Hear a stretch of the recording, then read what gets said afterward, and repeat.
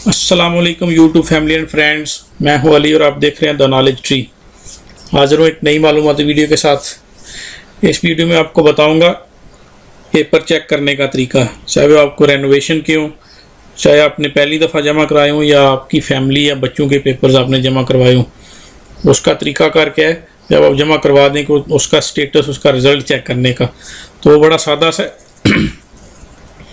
ये जो है ना, हमेशा की तरह मैं आपको साथ साथ बताता रहता हूँ कि ये सेम तरीकाकार जो है ना मोबाइल के ऊपर से भी है।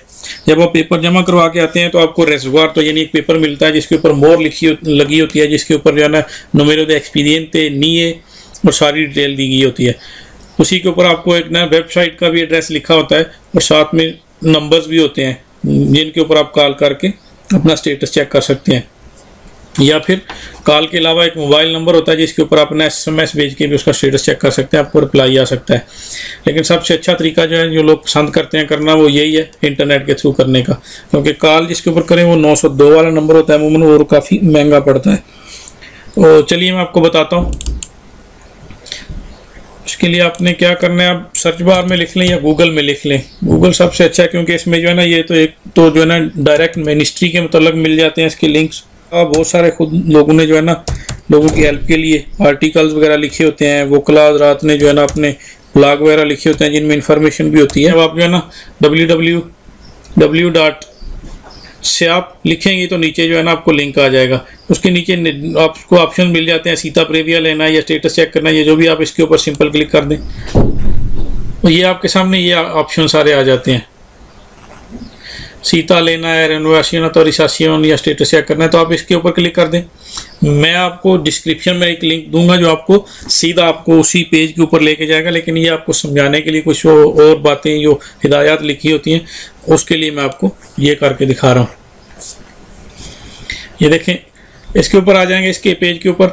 तो ये जो है ना, जो मैं आपको बता रहा हूँ कि आपको ना नॉर्मटिवा अप्लीकेबल, जिस तरह से आपने जो है ना ये रेनोवेशन के मतलब लिखा हुआ है, ये रीन्यू करवाने हैं उसके मतलब जो है ना डॉक्यूमेंट्स, तरीकाकार, ये देखें। चलें, जिन लोगों को नहीं पता मैं बता देता हूँ साथ कि आप जो है ना इसका नॉर्मटिवा यानी कानून के मुताबिक आप कब रीन्यू करवा सकते हैं। जब आपका कार्ड जो है ना 60 दिन ख़त्म होने से पहले, यानी जब ख़त्म हो रहा तो उससे 2 महीने पहले आप जो है ना सीता लेके जमा करवा सकते हैं। लेकिन ये उनके लिए है जिनका लारगा दुरासियन नहीं है। लारगा दुरासियन वालों का जो है ना कुछ दिन पहले का सीता मिलता है, उससे जो है ना पहले नहीं।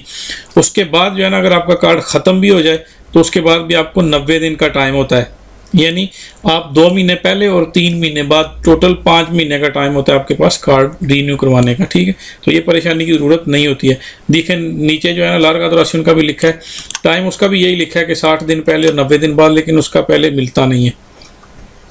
थोड़ा सा नीचे आ जाए, ये सारे जो है ना लुगारे दे प्रेजेंटाशन, कौन कौन सी जगह पे आप जमा करवा सकते हैं, तो इसके बारे में एक्सट्राखेरिया में भी करवा सकते हैं, वकील के थ्रू भी करवा सकते हैं, डाकखाना में भी जमा करवा सकते हैं, तो पहुंच जाते हैं उनको पेपर। ठीक है, अब आपने जो है ना, मैं वैसे आपको लिंक दूंगा, ये वाला जो लिंक है ना डायरेक्ट इसके ऊपर क्लिक करके अपना उस पेज के ऊपर चले जाएंगे। लेकिन ये लिखा है एस्तादो दे ट्रामितासियोन दे एक्सपीडियंते, इसके ऊपर क्लिक कर देंगे। जो इसके ऊपर क्लिक करेंगे तो ये देखें, अब जो है ना इन दिनों कोरोना वायरस की वजह से जो सर्विसेज मुअत्तल हुई थी, उन्होंने कहा कि 7 जुलाई से ना टोटल जो है ना 3 बजे तक सारी की सारी सर्विस के द्वारा इंटरनेट बगैर किसी वक्फे के जारी रहेंगी। तो ये बड़ी खुशखबरी है। नीचे तरीकाकार बताया गया कि आपने किस किस तरीके से चेक करने हैं, किस तरह अपना एक्सपीरियंस लिखना है, किस तरह आपने जो नीय लिखना है। तो नीचे एक्सेसो अल प्रोसीडिमेंट तो कंसल्टा, इसके ऊपर क्लिक कर देंगे। इसके ऊपर आएंगे तो ये मैं कह रहा हूँ जिसका मैं डायरेक्ट लिंक दे दूँ आपको कि आपके जो है ना क्लिक करने के ऊपर आप डायरेक्ट इसी के ऊपर आ जाएंगे। लेकिन वो समझाने का तरीका तो आप वीडियो देख के उन चीज़ों को फॉलो करके समझ सकते हैं।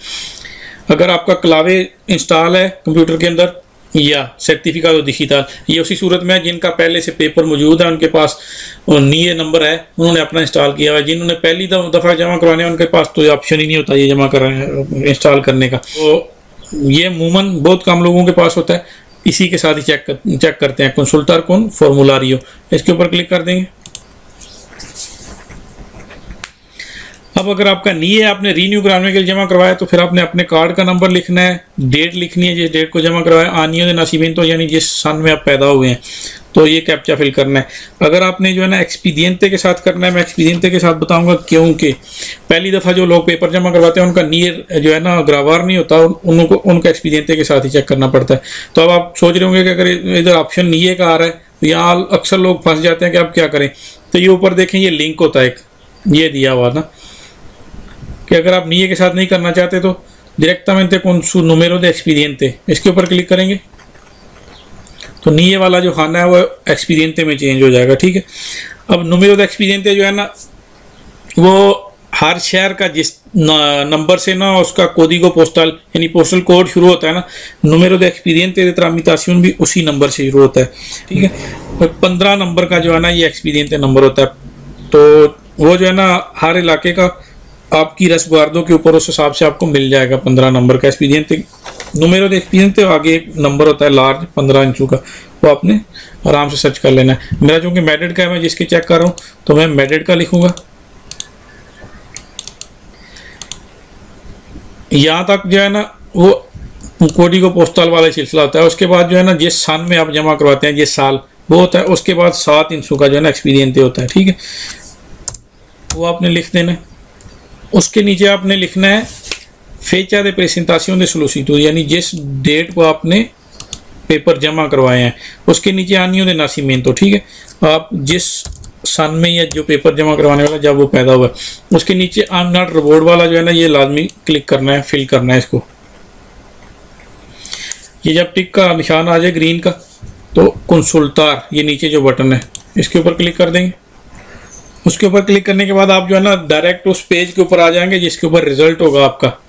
उसके ऊपर जो है ना आपका नाम, नंबर या apellidos, निये के साथ चेक करेंगे तो निये, एक्सपीडिएंटे के साथ चेक करेंगे तो एक्सपीडिएंटे, tipo de autorización, अगर आपने रीन्यू करवाना है, larga duración का रीग्रुपाción familiar जो भी है, उसके नीचे सबसे इंपॉर्टेंट जो है ना रिजल्ट होता है। resuelto favorable या resuelto no favorable। favorable हो तो आप इसका मतलब है आपके पेपर पास हो गए, no favorable हो तो उसका मतलब है रिजेक्ट हो गए किसी वजह से। तो आप जो है ना उस हिसाब से जो है अगर आपके पास हो गए या रिजेक्ट हुए, जो भी आपके घर में एक लेटर आ जाता है हफ्ते से 10 दिन के अंदर अंदर, अगर आप उसका वेट कर लें तो ठीक, वरना आप जो है ना पेपर इम्प्रीमियर करके प्रिंट निकाल के उसी मिनिस्ट्री में जाके आप डायरेक्ट लेटर भी हासिल कर सकते हैं। तो ये तो थी आज की छोटी सी इन्फॉर्मेशन। उम्मीद करता हूँ कि आपको वीडियो पसंद आएगी। वीडियो पसंद आने की सूरत में चैनल को सब्सक्राइब करें, लाइक करें, दोस्तों के साथ शेयर करें। मिलते हैं नेक्स्ट वीडियो में, तब तक के लिए अपना ख्याल रखें। अल्लाह हाफिज़।